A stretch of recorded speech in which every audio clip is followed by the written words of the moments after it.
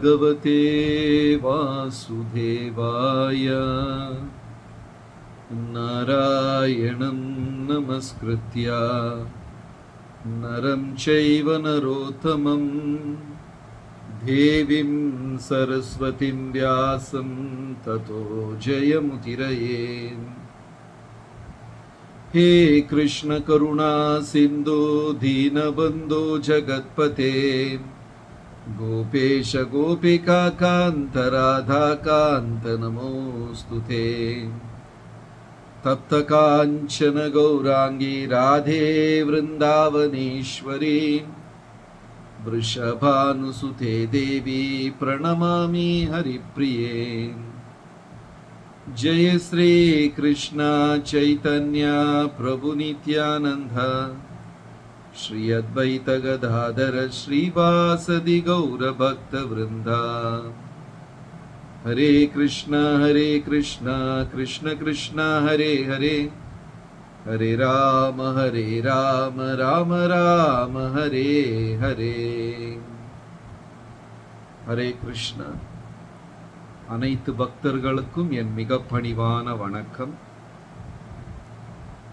இந்த தீபாவளி மாதம் ரொம்ப ரொம்ப சிறப்பான மாதம். வைணவ பஞ்சாங்கப்படி இது கார்த்திகை மாதம். தமிழ்ல கார்த்திகை மாதம் இனியும் கொஞ்ச நாள் கழிஞ்சு தான் வரும். ஆனா வைணவ பஞ்சாங்கம் சமஸ்கிருத பஞ்சாங்கம் படி இப்போது கார்த்திகை மாதம் ஆரம்பமாகிவிட்டது. பகவானுக்கு ரொம்ப பிரியமான மாதம் கார்த்திகை மாதம். கிருஷ்ண பகவான் ராமபிரான் ராவணனை வதம் செய்ததுக்கு அப்புறம் அயோத்தியால வெற்றியுடன் திரும்பியது இந்த தீபாவளி நாள்ல. தேவி அம்பிகை அவங்க மகிஷாசுரனை வதம் செஞ்சது இந்த கார்த்திகை மாதத்துல. ஸ்ரீகிருஷ்ண பகவான் முதல் முறையாக பசுமாடுகளை மேய்த்தது, கோவர்தன மலையை உயர்த்தி பிடித்தது, முதல் முறையாக வெண்ணெய் திருடியது, இது எல்லாமே நடந்தது இந்த கார்த்திகை மாதத்துல. பக்தர்களுக்கு ரொம்ப பிரியமான மாதம் கார்த்திகை மாதம். இந்த மாதத்துல ஆன்மீகமாக பக்தர்கள் என்னெல்லாம் செய்யறாங்களோ அதெல்லாம் அவங்களுக்கு முழு பலனை தரும் என்று சாஸ்திரங்கள் சொல்லும். கிருஷ்ண பகவானுடைய லீலைகள்ல ரொம்ப சிறப்பான லீலை அப்படின்னா அவருடைய பால லீலை. அவர் குழந்தையா இருந்த பொழுது செய்த விளையாட்டுக்கள் தான் ரொம்ப ரொம்ப இனிமையானது, சுவையானது.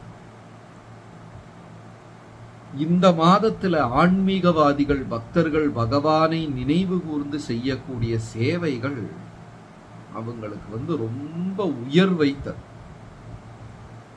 பக்தியில ஸ்மரணம் அப்படிங்கிறது ரொம்ப முக்கியம். ஸ்ரவணம், கீர்த்தனம், ஸ்மரணம். மனதால பகவானை நினைப்பது. அப்ப பகவான மனதால நினைக்க வேண்டும் என்றால் அவருடைய லீலைகளை நாம் நினைக்க வேண்டும். இப்ப நான் உங்களை மனசுல ஒருத்தரை நினைக்க சொல்றேன். ஆனா அவருடைய பேர் தெரியாது, ஊர் தெரியாது, அடையாளம் தெரியாது, எப்படி இருப்பார் என்று தெரியாது, ஒண்ணுமே தெரியாது.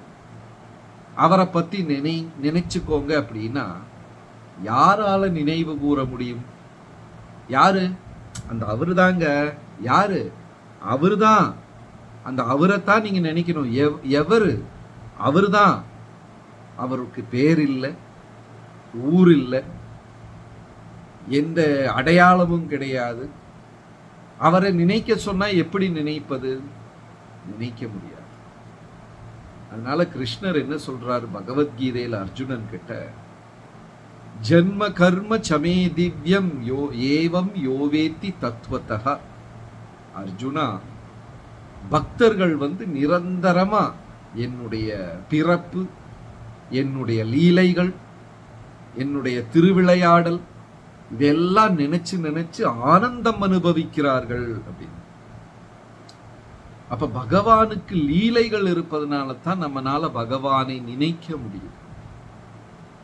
லீலைகள் எதுவுமே இல்லை அப்படின்னா, உருவம் இல்லைன்னா, அவருக்கென்று ஒரு கதை இல்லைன்னா நம்மனால அவரை நினைக்க முடியாது.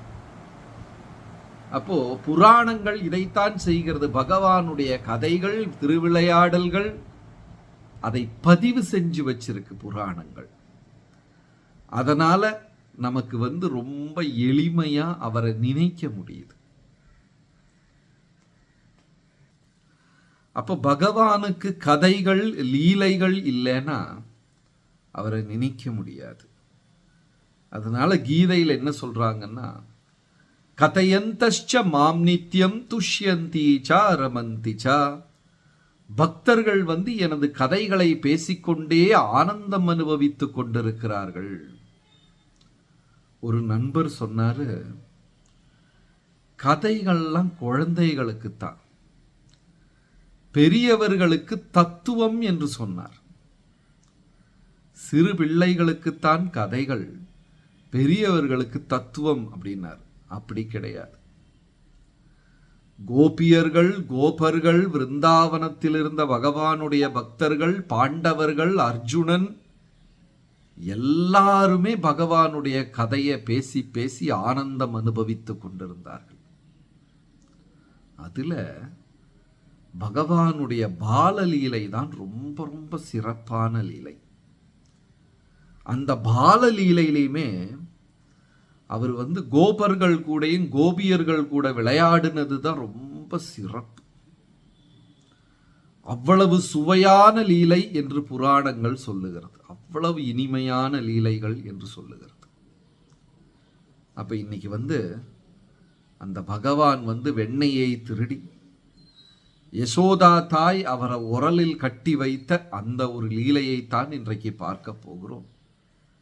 ஸ்ரீமத் பாகவதத்தில் 10வது காண்டத்தில் 9வது அத்தியாயம், அதுதான் இந்த லீலை.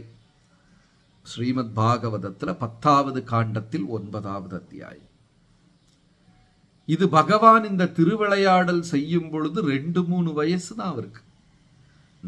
நடந்து பழகி இருக்கிறார், அவ்வளவுதான். 2 வயதோ 3 வயதோ தான் ஆகிறது அந்த நேரத்தில். ஆனா அவருடைய செயல்கள் அனைத்துமே திவ்யமான செயல்கள். காண்பவர்கள், கேட்பவர்கள், புகழ் பாடுபவர்கள், நினைப்பவர்கள் எல்லாருடைய மனதையும் கவரக்கூடிய லீலைகள். யாரெல்லாம் நினைக்கிறாங்களோ, யாரெல்லாம் பாடுறாங்களோ எல்லாருக்கும் அந்த ஆனந்தம் கிடைக்கும். அவர் லீலைகள் ஆடுவது வெளிப்படையா பார்த்தா தவறாக தோன்றும். பக்கத்து வீட்டில் போய் வெண்ணெய் திருடி இருக்கிறாரு அப்படியெல்லாம், ஐயா ஏன் கடவுள் இப்படி செஞ்சாரு, அவர் ஏன் பக்கத்து வீட்டில் போய் வெண்ணெயை திருடுகிறார்? அந்த திருட்டு நம்ம நினைக்கிற மாதிரி திருட்டு கிடையாது. பக்தர்கள் உள்ளத்துல ஆனந்தத்தை அதிகப்படுத்துவதற்காக உள்ள திருட்டு, அவ்வளவுதான். இப்போ கணவன் மனைவிக்கு நடுவுல வேண்டுமென்றே சில பொய்களை பேசுவது உண்டு. குழந்தைகள் கையை மூடி வச்சுக்கிட்டு, என் கைக்குள்ள என்ன இருக்கு சொல்லு பார்க்கலாம் அப்படின்னு கேட்பாங்க.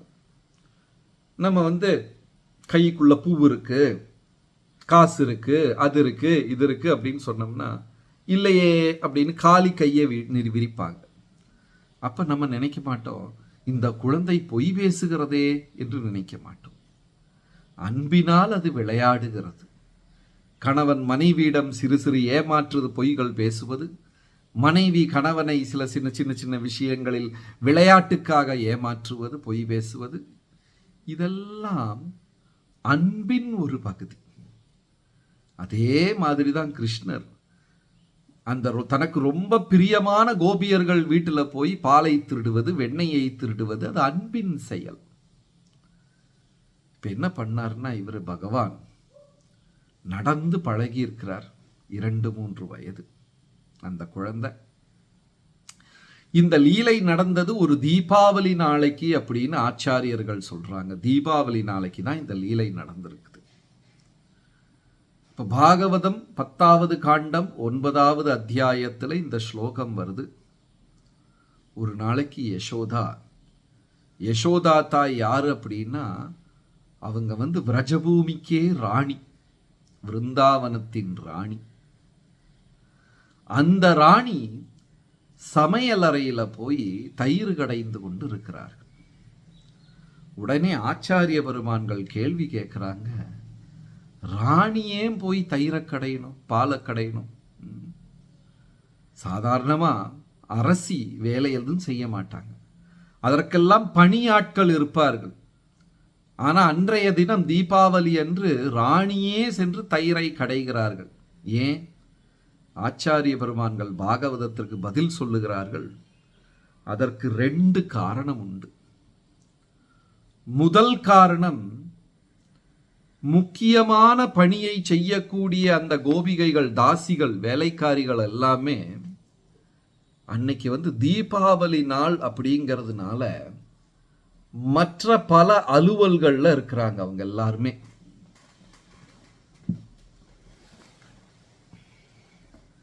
அவங்க எல்லாரும் வேற வேலையில் இருக்காங்க. அதனால அவங்களுக்கு அந்த வேலையை செய்ய முடியல. இரண்டாவது காரணம் என்னவென்றால், யசோதா தாய்க்கு அவங்களே நேரடியாக பகவானுக்கு செய்ய வேண்டும் என்ற ஆசை. நமக்கு பிரியமானவர்களுக்கு வேண்டி நம்ம பலவிதமான அம்மா எல்லாம் என்ன செய்வாங்கன்னா, குழந்தைகளுக்காக அது குழந்தைக்கு பிடிக்கும், இது குழந்தைக்கு பிடிக்கும் என்று சொல்லி ஆசையால் அன்பால் பலவிதமான விஷயங்கள் குழந்தைகளுக்கு செய்து கொடுப்பாங்க. அதே மாதிரி யசோதா தாய் தானே அதை செய்ய வேண்டும் என்று ஆசைப்பட்டு அந்த தயிரை கடையிறாங்க. இது 2வது காரணம். முதல் காரணம், முக்கியமான கோபிகைகள்லாம் அந்த தீபாவளி நாளில் வேற வேலையில் இருக்கிறாங்க. 2வது காரணம், யசோதாவே தன் மகனுக்காக தயிரை கடைய வேண்டும், பாலை கடைய வேண்டும் என்று சொல்லி தயிரை கடைந்து கொண்டிருக்கிறார்கள். அடுத்த லைன்ல பாகவதம் என்ன சொல்லுதுன்னா, அவ்வளவு அன்பா தயிரை கடைஞ்சு கொண்டு இருக்கிறாங்களாம், சந்தோஷமா. பக்தர்கள் பகவானுக்கு சேவை செய்யும் பொழுது எந்த அளவுக்கு அன்பாக செய்ய முடியுமோ அந்த அளவுக்கு அன்பாக செய்ய வேண்டும். அதை ஒரு பாரம் என்று நினைத்து செய்யக்கூடாது. சேவை செய்யும் போது ஐயையோ எனக்கு இவ்வளவு வேலை செய்யணுமா, இதெல்லாம் நானே செய்யணுமா என்று கஷ்டப்பட்டு செய்யக்கூடாது, அன்பாக செய்ய வேண்டும். அதனால பிரபுபாதர் இதுக்கு ஆங்கிலத்தில் லவ்விங் டிவோஷனல் சர்வீஸ் என்று பெயர் கொடுத்தார். அன்பால செய்யப்படும் சேவை என்று பெயரை கொடுத்தார். அதனால பக்தர்கள் எப்பொழுதுமே அன்பாகத்தான் தொண்டை செய்ய வேண்டும். அவர் என்னை கட்டாயப்படுத்துறாரு, என்கிட்டயே எல்லா வேலையும் கொடுக்குறாரு, நான் எதுக்கு செய்யணும், அவங்க ஏன் செய்ய மாட்டேங்கிறாங்க, இப்படியெல்லாம் நினைத்து செய்தால் பகவான் அடுத்த முறை வாய்ப்பு தரமாட்டார். அன்பால் செய்ய வேண்டும். அப்படி யசோதா தாய் அன்பால் அந்த தயிரை கடைந்து கொண்டிருக்கிறார்கள். எடுத்துக்காட்டுக்கு, ஒரு முறை ஒரு பெரியவர் ஒரு ஊர் பக்கம் நடந்து போய் கொண்டிருந்தார். அந்த ஊர்ல நிறைய பேர் எல்லாரும் சேர்ந்து ஏதோ வேலையை செய்து கொண்டிருந்தார்கள். ஒரு கோயில், அங்க திருப்பணி, அங்க கட்டிடம், அந்த கோயில் கட்டிடப்பணி, திருப்பணி, கோயிலை கட்டும் பணியில் எல்லாரும் இருந்தார்கள். உடனே அந்த பெரியவர் முதலில் பார்த்த ஒரு மனிதரிடம் கேட்டார், ஐயா நீங்க என்ன பண்றீங்க அப்படின்னு கேட்டார். அவர் சொன்னாரு, நான் கல் சுமக்கிறேன், கல்லெல்லாம் சுமந்துக்கிட்டு போறேன் என்று சொன்னார். அது சரியான பதில் தான். அவர் கல்லை சுமந்து கொண்டிருந்தார். இரண்டாவது ஆளிடம் அந்த பெரியவர் கேட்டார், ஐயா நீங்க என்ன செய்யறீங்க? அந்த பெரியவர் சொன்னார், ஏதோ வேலை வெட்டி, என் வயிற்று பிழப்பு, வேலை வெட்டி செய்து கொண்டிருக்கிறேன். பொழுது சாய்ந்தால் சம்பளம் கிடைக்கும், அந்த சம்பளத்தை வைத்துக்கொண்டுதான் என் குடும்பத்தை காப்பாற்ற வேண்டும். நான் வேலை செய்கிறேன், பணத்திற்காக வேலை செய்கிறேன் என்று சொன்னார். அதுவும் சரியான பதில்தான். மூன்றாவது ஒருத்தரை பார்த்து பெரியவர் கேட்டார், ஐயா நீங்க என்ன செய்றீங்க? அவர் சொன்னார், நான் ராமருக்கு சேவை செய்து கொண்டிருக்கிறேன் என்று சொன்னார். 3 பேர் ஒரே வேலையைத்தான் செய்து கொண்டிருந்தார்கள். ஆனா இந்த பெரியவர் கேட்ட பொழுது 3 பேரும் வேற வேற விதமான பதில்களை சொன்னார்கள். முதல்ல இருந்தவர் சொன்னார், நான் கல்லு சுமக்கிறேன். 2வது இருந்தவர் சொன்னார், நான் பணத்துக்காக வேலை செய்கிறேன். 3வது மனிதர் சொன்னார், நான் ராமரின் திருப்பணியில் இருக்கிறேன். 3 பேரும் வேற வேற பதில் சொன்னாங்க. முதல்ல கல்லை சுமக்கிறேன் என்று சொன்னவருக்கு நல்ல உடல் வலிமை கிடைத்தது. பகவான் அவருக்கு அதை கொடுத்தார். நாம் பணத்திற்காக வேலை செய்கிறேன் என்று சொன்னவனுக்கு பகவான் நிறைய பணத்தை கொடுத்தார். ராமருக்கு தொண்டு செய்கிறேன் என்று சொன்னவனுக்கு பக்தியையும் மோட்சத்தையும் கொடுத்தார். 3 பேர் ஒரே வேலையை செய்தார்கள். ஆனால் 3 பேருடைய பார்வை வேறையாக இருந்தது. ஒருத்தர் கல்லு சுமக்கிறேன் என்றார், இனி ஒருத்தர் நான் பணத்திற்காக வேலை செய்கிறேன் என்றார், 3வது மனிதர் ராமருக்கு தொண்டு செய்கிறேன் என்றார். 3 பதிலும் சரிதான். பகவத்கீதையில் அதான் கிருஷ்ணர் சொல்றாரு, அர்ஜுனா, எந்த விதத்தில் ஒரு மனிதன் சரணடைகிறானோ அதே விதத்தில் நான் அனுக்கிரகம் செய்வேன் என்று பதில் சொல்லுகிறார். இங்க யசோதா தாய் அவ்வளவு அன்பாக, ஒரு கஷ்டப்படுறதாகவே இல்லை, ரொம்ப அன்பாக யசோதா தாய் என்ன பண்றாங்கன்னா அந்த தயிரை கடைந்து கொண்டிருக்கிறார். அந்த தயிரை கடையும் பொழுது ஸ்லோகம் என்ன சொல்லுது? தானி தானி கீதானி பாலகிருதானிச்ச.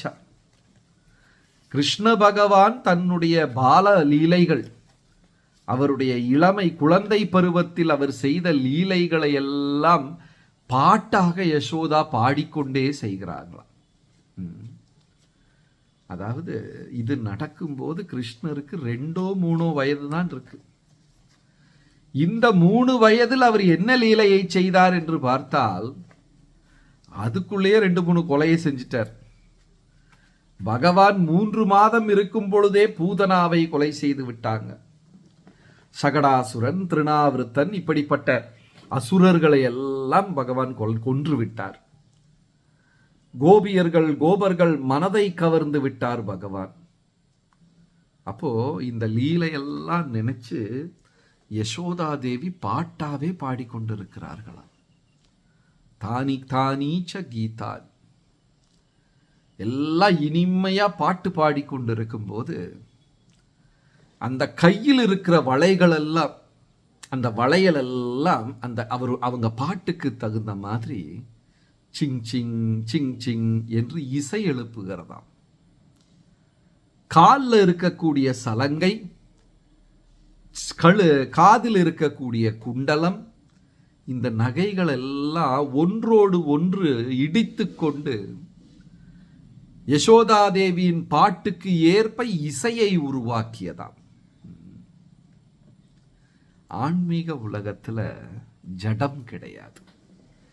ஜடம் பௌதீக உலகத்துல மட்டும்தான் இருக்கு. ஆன்மீக உலகத்துல ஜடம் கிடையாது. எல்லாமே சித்தம் உள்ளது.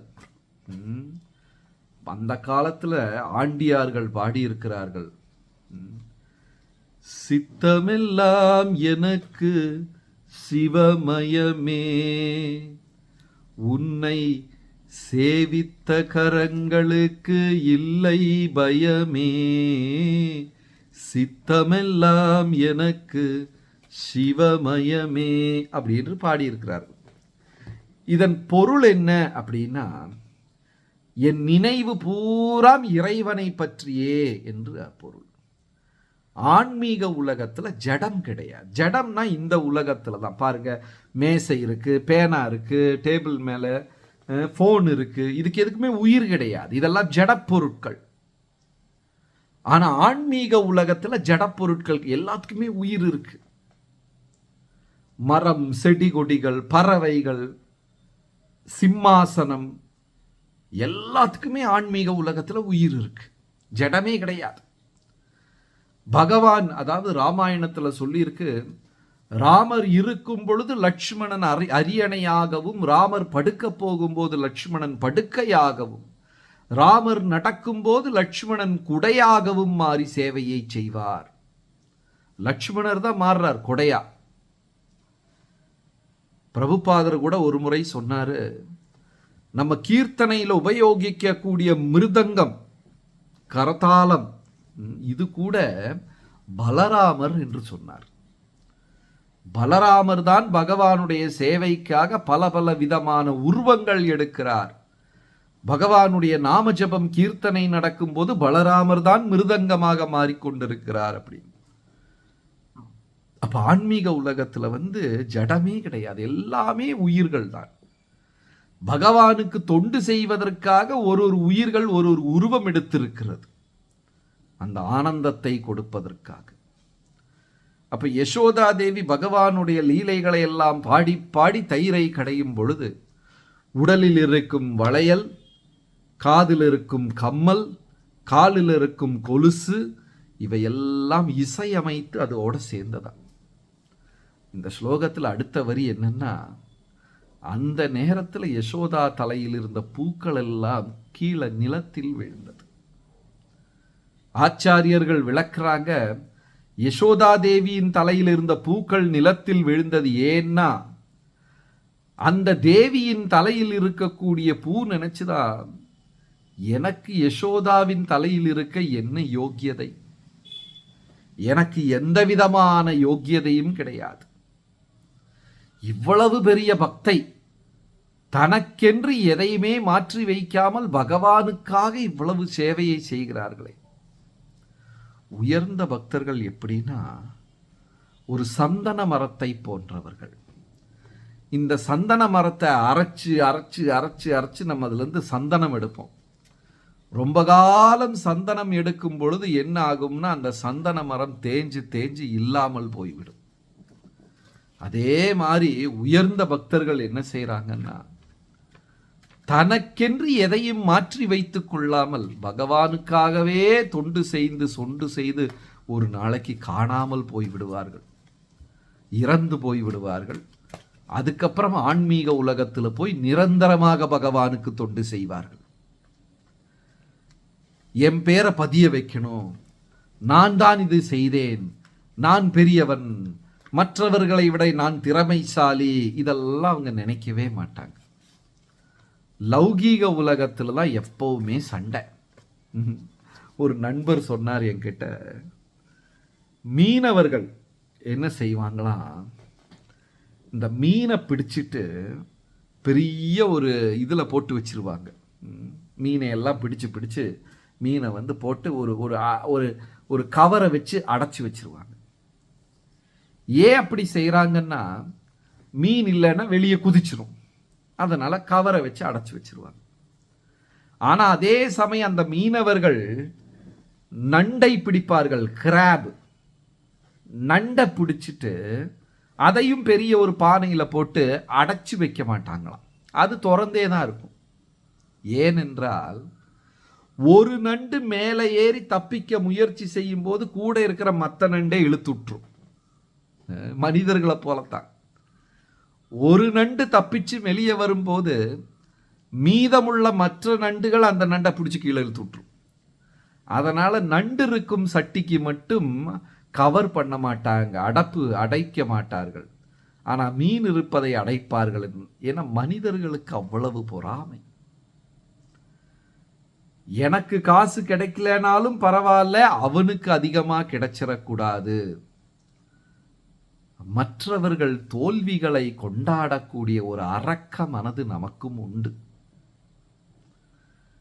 அப்போ யசோதா தேவி இவ்வளவு சுயநலம் இல்லாமல் பகவானின் பால் அன்பு கொண்டு இந்த சேவையை செய்யறத பார்த்து தலையில் இருந்த பூக்கள் எல்லாம் தரையில் விழுந்தது.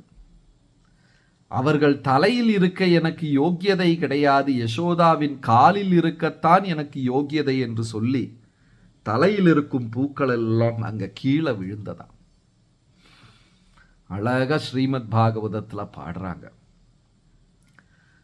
உடனே யசோதா தேவி பகவானை நினைத்து நினைத்து தயிரை கடைஞ்சு இதெல்லாம் பண்ணும்போது பக்கத்து அறையில் தொட்டிலில் உறங்கி கிடந்தார் கிருஷ்ண பகவான்.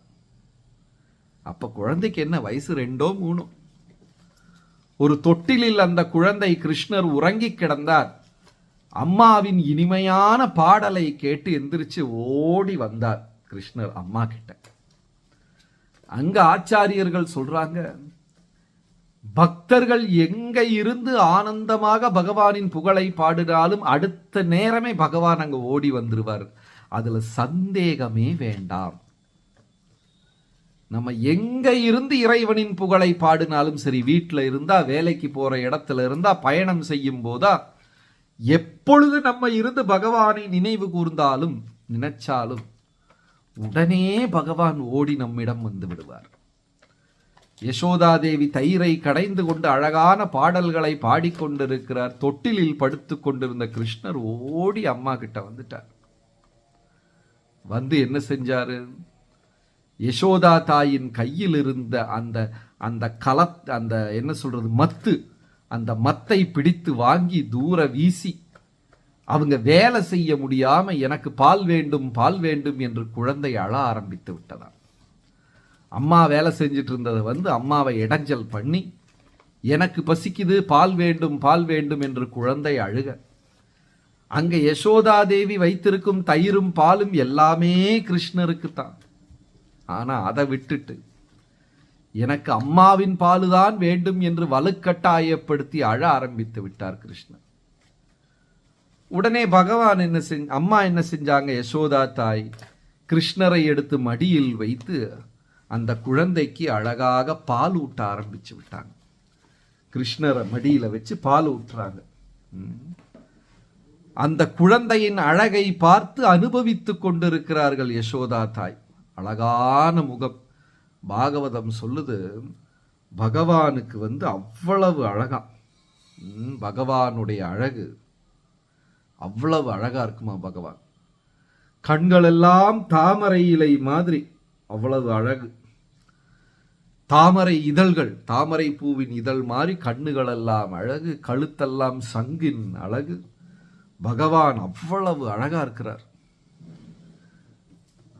அப்போ யசோதா தாய் குழந்தையை மடியில் எடுத்து வைத்து கொண்டு குழந்தையின் அழகை பார்த்து கொண்டே பால் கொடுத்து கொண்டிருந்த பொழுது, அடுத்தது ஆச்சாரியர்களின் விளக்கம் இதை விட அழகா இருக்கும். என்ன விளக்கம்னா, அந்த நேரத்தில் கொஞ்சம் அடுப்பு, சமையல் அறையில் அடுப்புல கொஞ்சம் பாலை வைத்திருந்தார்களாம் யசோதா தாய்.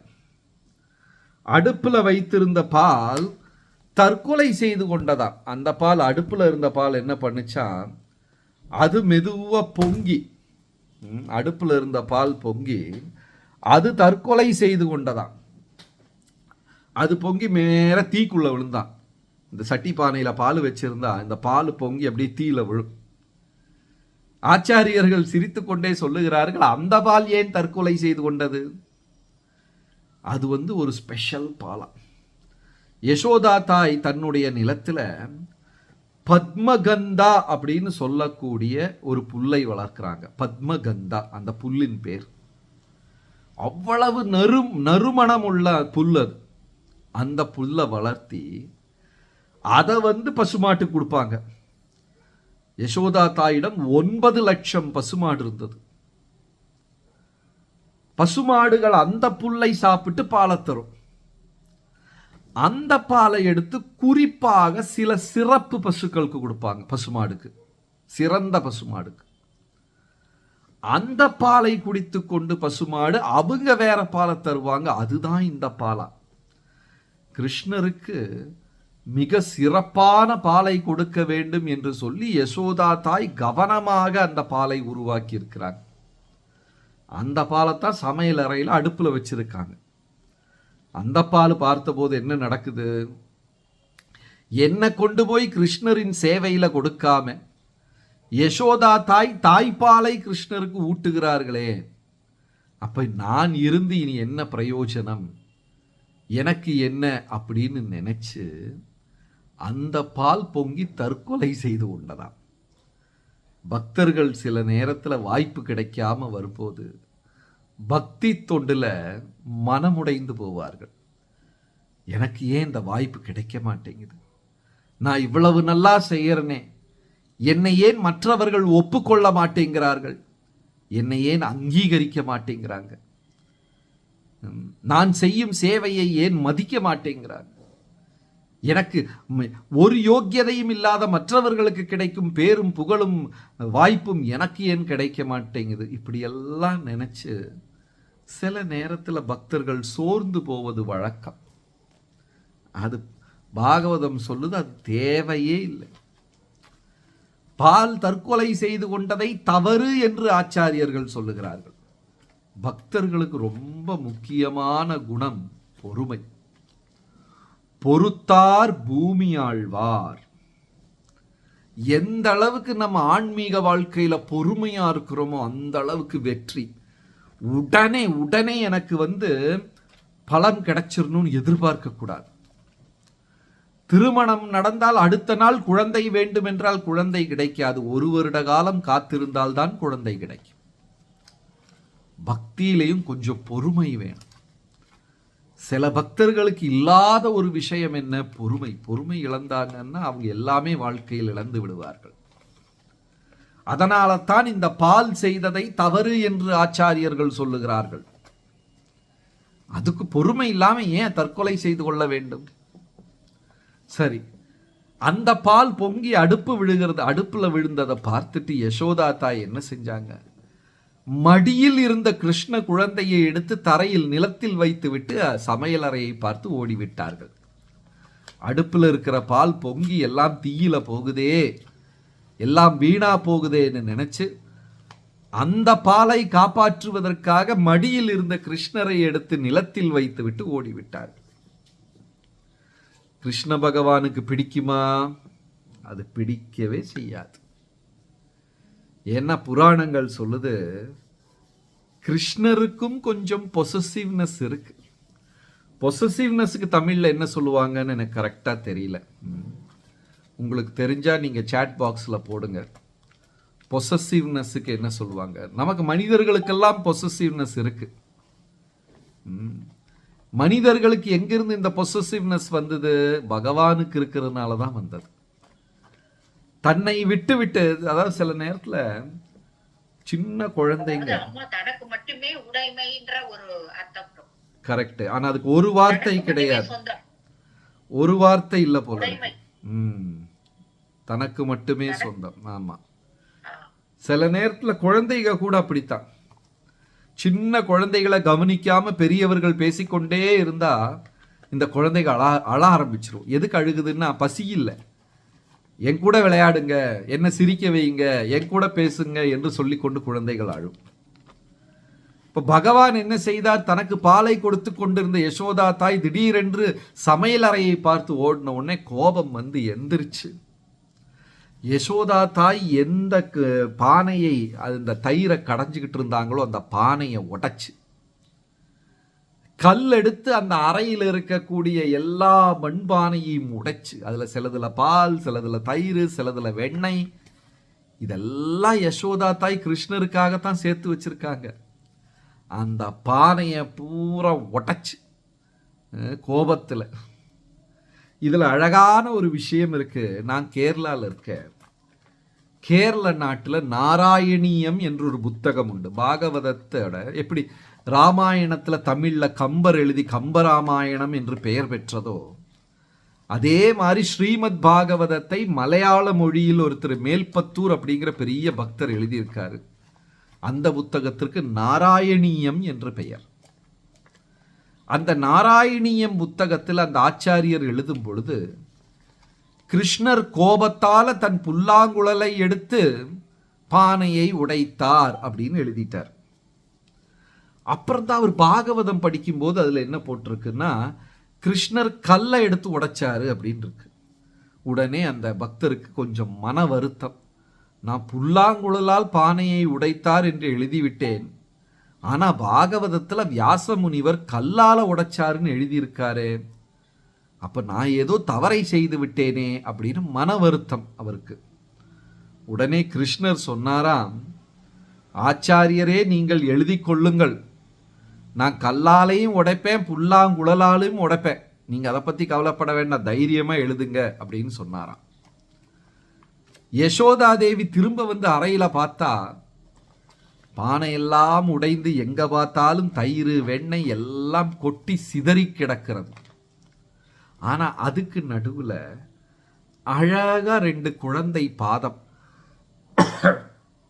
2 கால் சின்னங்கள் அந்த தயிருக்குள்ள நடந்து நடந்து நடந்து அங்க போயிருக்கு, பக்கத்து அறையில போயிருக்கு. அந்த கால் தடத்தை பார்த்து கொண்டே யசோதா தாய் அதுக்கு பின்னாடியே போனா அந்த பக்கத்து அறையில கிருஷ்ணர் விளையாடி கொண்டிருக்கிறார். அதாவது பகவானுடைய பாதத்தை தான் நாம் பின்தொடர வேண்டும் என்று ஆச்சாரியர்கள் கருத்து. கோயிலுக்கு போனா கூட நம்ம முதல்ல பகவானுடைய எந்த அங்கத்தை பார்க்க வேண்டும் என்ற கேள்வி வந்தா பகவானுடைய பாதத்தை தான் நாம் முதல்ல பார்க்கணும்.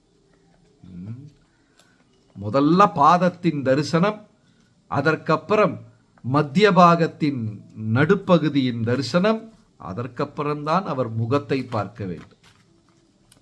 கிருஷ்ணரோட பாதத்தை அப்படியே பின்தொடர்ந்தாலே கிருஷ்ணரிடம் போய்விடலாம். பாத சேவை. யசோதாவும் அதான் செஞ்சாங்க. அந்த வெண்ணெய் தயிருக்கு நடுவுல 2 அழகான கால் பாதம். கிருஷ்ணருடைய காலில் பலவிதமான சின்னங்கள் இருக்குமா. தாமரை பூ, சங்கு சக்கரம், இப்படி எல்லாம் சின்னங்கள் இருக்குமா. நம்ம கையை எடுத்து பாருங்க, மீன் வலை மாதிரி மொத்தம் எல்லாம் வெட்டி வெட்டி இருக்கு. கைரேகை பூரா குறுக நெடுக கை மொத்தம் கோடு கோடா இருக்கு. அவ்வளவு சரியும் தவறும் நாம் செய்து விட்டோம். எனக்கு ஒரு முறை என்னுடைய குருநாதர் திரு ஜெயபதாக சுவாமிகள் அவருடைய கையை பார்க்கும் ஒரு வாய்ப்பு கிடைச்சது. ஒரு நேரம் பார்த்தேன்னா அவர் கையில் 3 கோடு தான் இருக்கு. பாவமும் கிடையாது, புண்ணியமும் கிடையாது. அவ்வளவு சுத்தமான ஒரு வாழ்க்கை. கையில் 3 கோடு, வேற கோடே இல்லை. நம்ம கையை பார்த்தா ஏதோ வலை மாதிரி மொத்தம் கோடா இருக்கு. அப்போ யசோதா தாய் வந்து பார்த்தா பகவானுடைய பாத சின்னங்கள். அந்த பாத சின்னத்தில் என்ன? தாமரையின் சின்னம், சுதர்சன சக்கரத்தின் சின்னம். அந்த பாதத்தின் தடத்தையே பிடித்து கொண்டு பக்கத்து அறையில் போய் விட்டார்கள். அங்க போய் பார்த்தா இங்க கிருஷ்ணர் என்ன செஞ்சிருக்காரா, உரலை தூக்கி திரும்ப தலைகீழா போட்டு, உரலே அவர் ஹைட் இருக்குது, அந்த உரலை தூக்கி தலைகீழா போட்டு அது மேல ஏறி உக்காந்து மேல இருந்து வெண்ணெய் கலம், மண்கலம் இதெல்லாம் எடுத்து குரங்கு ஊட்டி விட்டு கொடுத்திருக்கிறார். பூரா சுத்தி குரங்குக்கெல்லாம் வெண்ணெயை ஊட்டி கொண்டு இருக்கிறார். ஏன் குரங்குகளுக்கு வெண்ணெயை ஊட்டுகிறார்? ராமாயண காலத்தில் அந்த வானரர்கள் செய்த தியாகத்திற்கு அளவே கிடையாது. தினமும் அந்த வானரர்கள் ராவணனோட யுத்தம் செய்து கை உடைந்து, கால் உடைந்து, மாறு பிளர்ந்து, தலை உடைந்து, ரத்தம் கசிந்து கிடைப்பார்கள். ஆனா அந்த குரங்குகள் சொல்லும், இன்னைக்கு நான் 4 அரக்கனை கொன்று விட்டேன், நாளைக்கு நான் 10 அரக்கர்களை கொல்லுவேன் என்று அவ்வளவு உற்சாகத்தோட சொல்லுவாங்களாம். ஆனா அந்த சொல்லக்கூடிய குரங்கின் கை கால்கள் உடைந்து கிடக்கிறது. ராமர் நினைச்சாரு, இதற்கெல்லாம் நான் நன்றி கடன் பட்டு இருக்கிறேன், இதற்கு கைமாறாக நான் என்ன செய்வேன் என்று நினைத்தாராம். அதனால கிருஷ்ண பகவான் என்ன செஞ்சிருக்காரு, தன் கையால் அந்த குரங்குகளுக்கு வெண்ணெயை ஊட்டி கொடுத்து கொண்டிருக்கிறார். ஒரு உரலை தூக்கி தலைகீழா போட்டு உரல் மேலே ஏறி உட்கார்ந்து தன் கையால குரங்குகளுக்கு வெண்ணெயை ஊட்டி கொண்டிருக்கிறார். யசோதா தேவி வந்தாங்க. கடை கண்ணால பார்க்கிறாரா, அம்மா வந்துட்டாங்களா, அம்மா வந்துட்டாங்களா, பயமா. 7 14 உலகங்கள் அண்ட சராசரங்கள் அசைவதும் அசையாததும் 33 கோடி தேவி தேவர்களுக்கும் அதிபனான பகவான், அவரை பார்த்து சூரியனும் யமனும் பயப்படுகிறார்கள், அவர் அம்மாவை பார்த்து பயப்படுறாங்களா. பாகவதம் சொல்லுது, இந்த பரமாத்மாவை, உலகத்தின் அந்தர்யாமியான இந்த பரமாத்மாவை முனிவர்கள் தியானம் செய்கிறார்கள், தபஸ்விகள் தவம் செய்பவர்கள் தியானம் செய்கிறார்கள். இவங்களை எல்லாம் இவ்வளவு தேடிக்கொண்டிருந்த பொழுது யசோதா என்ற கோபிகை உரல்ல பிடிச்சு கட்டி வச்சிட்டு இருக்காங்களாம். அந்த கடவுளை ஞானிகளும் முனிவர்களும் துறவிகளும் தேடிக்கொண்டிருக்கும் அந்த கடவுளை தேவர்கள் பயப்படும் அந்த கடவுளை இங்கே சாதாரண ஒரு கோபிகை உரல்ல பிடிச்சி கட்டி வைக்கிறாங்க. யசோதா என்ன சொல்றாங்க, நீங்க 2 பேர் தான் கூட்டு, கிருஷ்ணா உனக்கு உரல் தான் கூட்டு, நீ எல்லா திருட்டு வேலைக்கும் இந்த உரலைத்தான் கூட்டு பிடிச்சிருக்கிற, அதனால உன்னை பிடிச்சு உரலில் கட்டி வைக்கிறேன் என்று வர கிருஷ்ணரும் பயந்து ஓடுவது போல் ஓட யசோதா தாய் கிருஷ்ணரை துரத்துகிறார். அந்த வீட்டின் முற்றத்துல பகவான் அந்த பக்கம் ஓடுறாரு, இந்த பக்கம் ஓடுறாரு. இந்த சின்ன குழந்தைக்கு அப்படித்தான். சில நேரத்துல அம்மா கையில உணவை வைத்து கொண்டு பிள்ளைக்கு கொடுக்கறதுக்கு கிருஷ்ணர் பிள்ளைகள் பின்னாடி அம்மாக்கள் ஓடிக்கொண்டிருப்பார்கள்.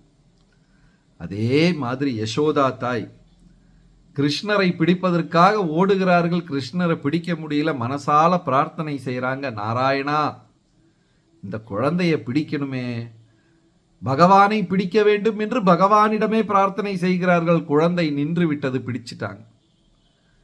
பிடிச்சிட்டு வந்து உரலோட சேர்த்து கட்டி வச்சிட்டாங்க. உரல் சிரித்து கொண்டே கிருஷ்ணரிடம் கேட்டதாம், நான் என்ன தப்பு பண்ணேன், உங்களோட சேர்ந்து எனக்கும் திருட்டு பட்டம் கிடைச்சிருச்சே, நான் என்ன தவறை செய்தேன் என்று சிரித்து கொண்டே கேட்டதாம். அந்த உரலை கிருஷ்ணர் இழுத்து கொண்டு போறார். அந்த உரலும் பேசாமல் பின்னாடி போய்கொண்டே இருக்கிறது.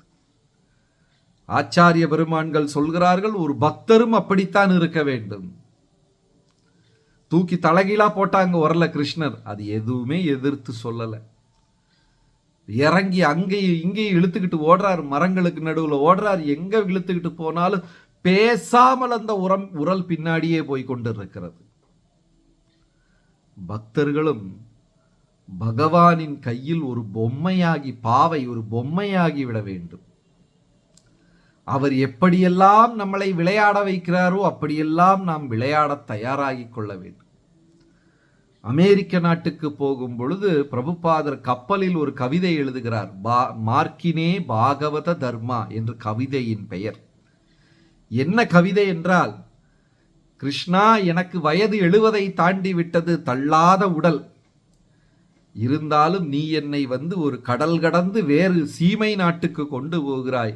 நான் உங்கள் கையில் ஒரு பொம்மை, எப்படி ஆட வைக்கிறீர்களோ நான் அப்படி ஆடிக்கொள்ளுகிறேன் என்று பிரபுபாதர் கவிதை எழுதுகிறார்.